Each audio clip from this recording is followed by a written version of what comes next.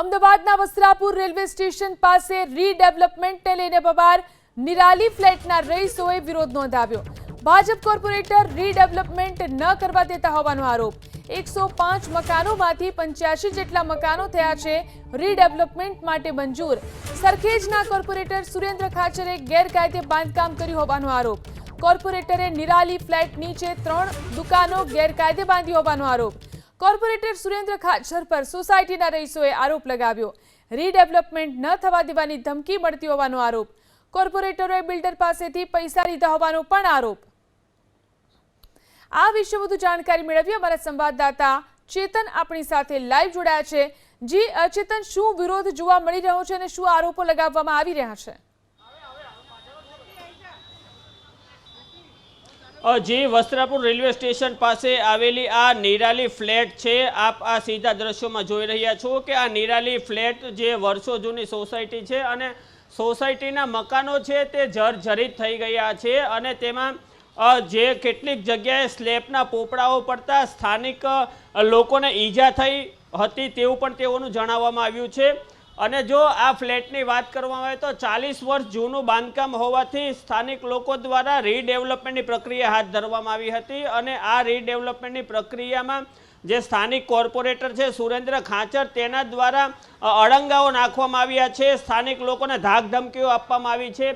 શું છે સમગ્ર મામલો તે વિશે આપણે સ્થાનિક લોકો સાથે જ વાત કરીશું। જે સુરેન્દ્રભાઈ છે તેમના દ્વારા તમને કેવો ત્રાસ આપવામાં આવ્યો છે?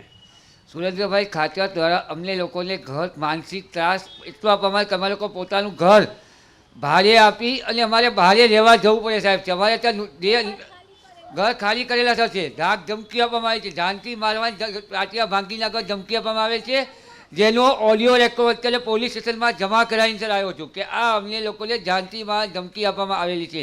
30 માર્ચ 2025ના રોજ વરસાદી પાણીના નિકાલ માટે કોર્પોરેટ વોલ માટે સોસાયટી કમિટીએ મંજૂરી ના આપી, એના બાબતે બપોરે 2:30 વાગે બીજી વખત ધમકી આપવામાં આવી હતી। ગમે એમ શબ્દ બોલી ધમકી આપવામાં આવે છે। અમે લોકો માનસિક રીતે બહુ ત્રાસી ગયેલા છે। જે આપણે એક અન્ય મહિલા છે સોસાયટીના, તેમની સાથે વાત કરીશું। શું છે સમગ્ર મામલો અને કેટલા સોસાયટીના સભ્યો સહમત છે અને વિવાદ ક્યારથી શરૂ થયો? અમે 105 સભ્ય છીએ, એમાંથી અમે 84 જણાની MOU સાથે સહી થયેલી છે અને અમે ડેવલપમેન્ટમાં જવા ઈચ્છીએ છીએ। અમને કોર્પોરેટર દ્વારા માનસિક ત્રાસ આપવામાં આવ્યો એટલે અમે ફ્લેટ ખાલી કરી અને ભાડે રહેવા ગયા। અમે બધી જ દરકાર કરી અને કરીએ છીએ પણ અમારું કોઈ જગ્યાએ સંભળાતું નથી। અમારા ફ્લેટની હાલત જુઓ। આજે અમે ગયા હતા પોલીસ સ્ટેશને પણ કોઈ અમારી ધ્યાન આપ્યું નથી। જે આપણે એક અન્ય સોસાયટીના સભ્ય છે તેમની સાથે વાત કરીશું। આનંદનગર પોલીસ સ્ટેશન દ્વારા તમારી રજૂઆત કરવામાં આવી, શું રજૂઆત થઈ અને પોલીસે તમને કેવો પ્રતિસાદ આપ્યો? અમે આજે સવારે ગયા હતા પોલીસ સ્ટેશને। અમારે કાલે સોસાયટીના બિલ્ડર દ્વારા જે રીડેવલપમેન્ટનું કામ કરી રહ્યા છે એ બિલ્ડર દ્વારા અમારા સોસાયટીમાં બોર્ડ લગાડવામાં આવ્યું હતું ગઈકાલે, તો આજે એ ફાડી નાખેલું હતું રાત્રે। તો અમે એના લીધે કમ્પ્લેન કરવા ગયા હતા કે ભાઈ આવી રીતે અમારું રીડેવલપમેન્ટનું કામ અટકાવવામાં આવી રહ્યું છે। તો સ્ટાર્ટિંગમાં તો એ લોકોએ કીધું કે અમે FIR નહીં લઈએ, અમને તમે કંઈ જાણ નથી કરતા વગેરે વગેરે, પણ એકચ્યુઅલી બધું જાણ કરી રહ્યા હતા અમે લોકો, છતાં એ લોકો રિસ્પોન્સ નહોતા આપી રહ્યા। સ્ટીલ અમે તો હવે સોસાયટીમાં આવ્યા છીએ, અમારા સોસાયટીના ચેરમેનને ખબર છે એ લોકોએ FIR લખી છે કે નહીં, બટ આટલા બધાને 3 કલાક એ લોકોએ બહાર ઊભા રાખ્યા અને એ લોકોએ FIR લેવાની ના પાડી, અમને સારો સપોર્ટ ના આપ્યો। હવે અમારી સોસાયટીની હાલત જો આટલી ખરાબ છે ને હવે અમે રીડેવલપમેન્ટ માંગીએ છીએ તો અમે કશું ખોટું કરી નથી રહ્યા। અમને અમારો હક જોઈએ છે, અમને અમારું રીડેવલપમેન્ટ જોઈએ છે। અમારા જે ઘરના ઉપરનું સ્લેબ જ્યારે પડ્યો હતો ને એ વખતે આ અહીંયા બેન છે, એમની નાની દીકરી છે, એક નાનો દીકરો છે, એ બહાર રમતા હોય છે। અમારે 6-8 કલાકથી બધા બહાર રમતા હોય। મારો દીકરો નાનો છે, સોસાયટીમાં એવા ઘણા દીકરાઓ છે જે નીચે રમતા હોઈએ છે। આ અહીંયાનો સ્લેબ જે આગળનો છે, દુકાનોની આગળનો જે સ્લેબ છે, બધું પડે છે, ગમે ત્યારે પડે છે।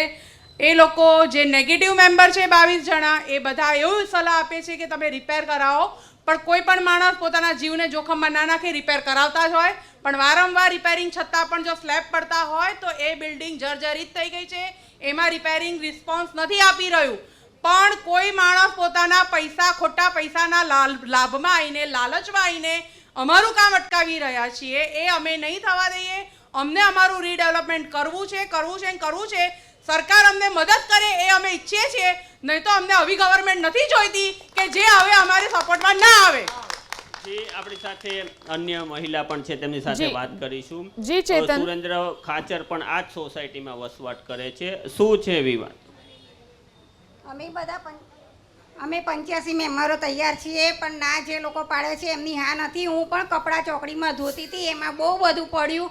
જી. થોડાક માટે બચી ગઈ. એ અમારું ઘર પણ જોઈ જાય.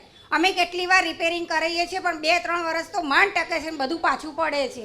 તેના માટે કોણ જવાબદાર? જી ચેતન, આભાર તમામ જાણકારી આપવા માટે. તો નિરાલી સોસાયટીના રહીશોના વિરોધને લઈ કોર્પોરેટરનું નિવેદન સ્થાનિકોને ઉશ્કેરવામાં આવ્યા છે તેવું કહ્યું સુરેન્દ્ર ખાચરે. હાલ રીડેવલપમેન્ટનો મુદ્દો કોર્ટમાં પેન્ડિંગ છે. ટીપી પડતી હતી તે વખતે પણ ડેપ્યુટી એમસી એમએલએને રજૂઆત કરી હતી. હું બિલ્ડરની તરફેણની વિરુદ્ધમાં નથી તેવું પણ સુરેન્દ્ર પરમારે જણાવ્યું.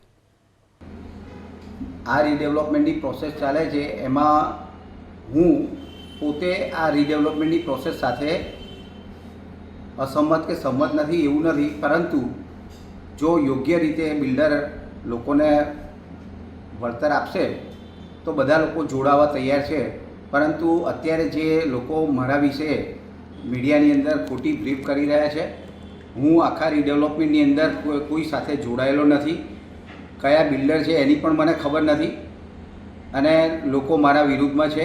પાછળના મારા સોસાયટીની અંદર 2 બ્લોક ટીપી રોડની અંદર આવતા હતા ત્યારે મેં ડીવાયએમસીને અને ધારાસભ્યને રજૂઆત કરીને છે તે ટાઈમે એ આપણે રોકાયું હતું કે ભાઈ આ રીડેવલપમેન્ટની પ્રોસેસ ચાલે છે તો ખોટી રીતે લોકોના મકાન તૂટે નહીં. એ બાબતમાં હું 2-2.5 વર્ષ પહેલાં કોર્પોરેશનની અંદર અમે બધાને મદદ કરેલી છે.